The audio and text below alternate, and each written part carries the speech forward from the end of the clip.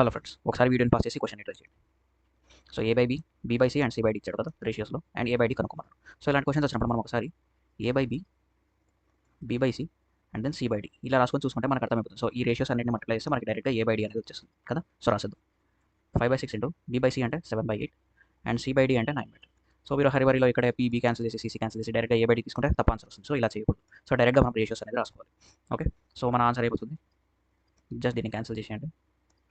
3 2 3 3 కదా. So 7 3 21/8 4 32.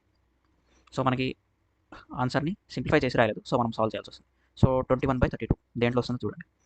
So 21ని 5 times చేస్తే 105 వస్తుంది కదా, అండ్ దీన్ని కూడా 5 టైమ్స్ చేస్తే 160. సో మన ఆన్సర్. ఓకే, ఇంకో క్వశ్చన్ ట్రై చేయండి.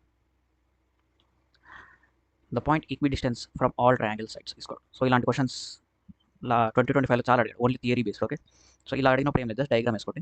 సో ఒక ట్రయాంగిల్ వేసుకోండి, equi distance from all triangle sides.